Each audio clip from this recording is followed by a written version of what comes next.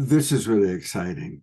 Astara and I are in a Zoom room with Elayne Doughty, who's in Glastonbury leading a retreat with 30 other priestesses, and they just came back from the Magdalene temple. So she is oozing with Magdalene energy. And to share a little bit more about how magical this moment is and to have a chat with her, I'm turning it over to you, Astara. Thank you so much, Scott. Oh, Kalila, I'm so honored to have you here with us. And I just want to invite us to take a moment of gratitude for your presence. And I'm going to start to cry probably because Elayne has been my mentor for over 10 years. Elayne ordained me in our lineage as a priestess. Elayne was a catalyst for this entire project to come through. In fact, a year ago during this time, I was on the anointing table being trained and receiving anointing from Elayne when the Magdalene and Christ showed up on either side of my shoulders, and she whispered into my ear, "Beloved, it is time. It is time to call them home, call them together. Just make the offer. Just do it. Don't make a big deal out of it. Just do it." And it planted the seed, and that seed blossomed into the beautiful project now of these 33 authors, amazing stories and voices being showcased in the book. So I am just so honored to introduce you, Elayne, as the focalizer of the 13 Moon Mystery School, the founder of Priestess Presence Temple and the Rosa Mystica Mystery School.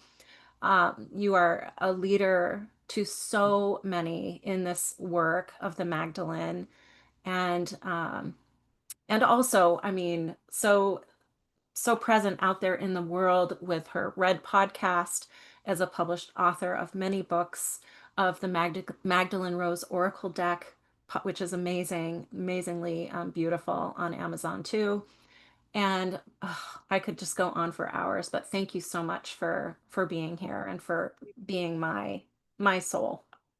Oh my goodness. Well, I feel like the goddess is weaving us, the Magdalene is weaving us, because as you said, right in this exact very moment, I am sitting in Glastonbury, having been working all day, anointing 30 women who have received and been Christed by the Magdalene holy oils. And the fact that we are here about to step into this extraordinary offer out into the world of this book that brings together all these different voices of the Magdalene and the rising up of this divine feminine consciousness and this collective archetype of the Magdalene is extraordinary. And I remember the moment, Astara, when you were sitting, like in Glastonbury and having this idea, and then in my kitchen at the kitchen table with me, and we kind of plotted the whole thing out, and we're like, well, you should do it, just make it easy, make it happen. She wants it to happen, and here we are a year later, and it's burgeoned into this extraordinary offering. So I'm so excited to be part of it, my love. So honored.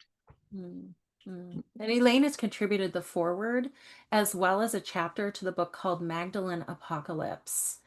And Yeah, Elayne, would you like to share about that chapter? I mean, it is just so powerful. A I little. will. Yeah, well, when you came to me with the name of the book, and the name of the book is Magdalene Unveiled, right, which is just such an evocative title. I was sitting with that word unveiled, and I realized that the Greek word apocalypsis, right, which is our word apocalypse, means the unveiling or the revelation. And it's a very high spiritual term, really, for a level of awakening, of seeing through the veils of illusion, seeing through the third dimensional world that we're living in to a different possibility. And so I started to play with this whole notion of what it is to have a Magdalene apocalypse, the revelation of the Magdalene. And I was just recently speaking with my dear friend, Andrew Harvey, my beloved. And we're very on fire with this idea of the Magdalene Pentecost and her arriving and being celebrated. And I think for me, what I was really writing about in my chapter was the ways in which the Magdalene has been there for me in some of the darkest moments of my life. And you know this, Astara, because you've known me for a very long time. But really, I've had a few dark nights of the soul in the last 10 to 15 years that have really catalyzed my priestess path, my path into the Magdalene, and my personal path of healing and liberation. And so my chapter, The Magdalene Apocalypse, frames the apocalypse both as our personal initiatory journey through a deep dark night of the soul, but it also frames it as the collective deep dark night of the soul that we're all going through as a collective in this current moment where we find ourselves bridging this world of a system of patriarchy that's faltering and staggering and dying, while simultaneously holding that place where we are accessing into the rebirth of something new, something that's going to be so magnificent, and it's awakening of the divine human, the divine heart, the love. So we have our individual journey, we have our collective journey, and my chapter kind of spans both of those. But really, it talks a lot about this idea of what happens when we become unveiled to ourselves, when we have the deepest level of revelation, where our false masks and veils get removed. And usually, as you know, Astara, very well, this doesn't happen through, life's easy experiences. It happens when we are really challenged. And so, the last 2 or 3 years, I've been very challenged with some pretty difficult health situations that I've been dealing with. And the backside of that, the deep side of that, has been that my pathway into understanding the way of love and really embodying the way of love as I have come to know it through the Magdalene has also been greatly deepened and really gifted to me. And so my chapter really follows my personal story of the last couple of years of being dismantled, along with the collective dismantling that's also going on. So yeah, we're all being unveiled, and Magdalene is being unveiled within us. And I think that that's why this book is so powerful, because I think it's speaking to this moment. And I think you really tuned into something, Astara, from the collective. They're obviously taken off because we have so many authors sharing so many stories. And by the way, all of the stories are just extraordinary. I have had the great honor of checking out and reading a bunch of them, and they're really just beautiful.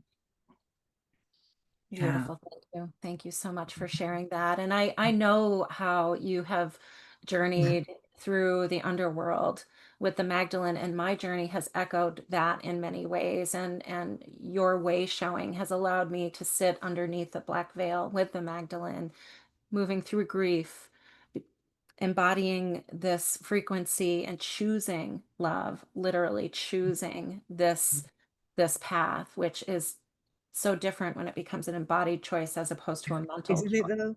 Isn't it though? Yeah. I was talking about that today, around the choice to walk as love, as an embodied vow and state, and how different that is than the idea or the concept of love. And for me, that notion of what does it really mean for us to walk as love is at the center of the Magdalene path. And it really is a deep daily practice of asking, where did I fall out of love today? Where did I not speak from love, act from love? And a deep inquiry as to what love even is. And I think that that's at the heart of the Magdalene path, is that we have an assumption that we understand what love is. And what I've discovered in my many years of traveling this path is I had no idea what love was, really. Yeah. Right. The petals just continue to blossom open and more layers become available. And wow. And I think for me, to this journey with Magdalene as a form of the Dark Mother has helped me to embrace the dark as a huge part of my experience, and finding gratitude for it, and knowing that that's where I need to venture in order to find more light and to expand again, and to be able to hold that space for others. Yeah. Thank you. Yeah. The black veil. I'm glad that you brought that up, because really that to me is the dark night of the soul, takes us into the black veil. And the black veil is a place that we have been taught to be scared of. We've taught to resist it. We've taught to fear the dark mother or the darker faces of the feminine, right? They've been reviled, and that those are the parts that have been really shoved aside and shamed and humiliated and castigated over the last few thousand years. And yet there is something so, so, so powerful about being willing to go into the dark and to really be really undone. And I think we as a culture are going through that right now. I think that we're in the dark night of a soul, and we collectively are being asked to let go of and to be willing to midwife and death, right? Be death doulas to a way of being and a culture that we no longer works.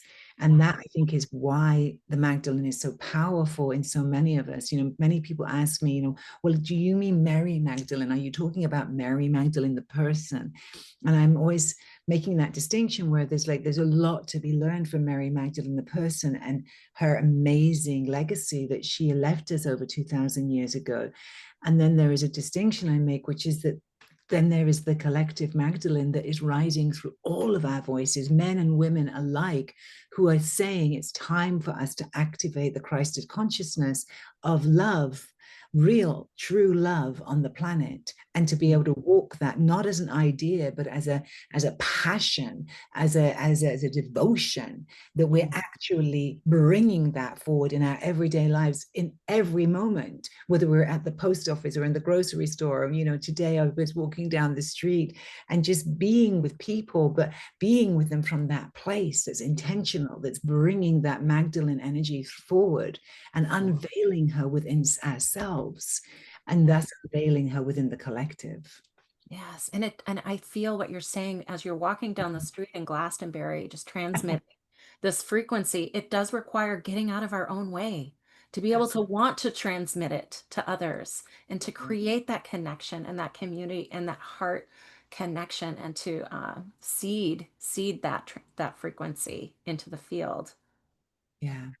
Yeah, we've been told that love's not enough, right?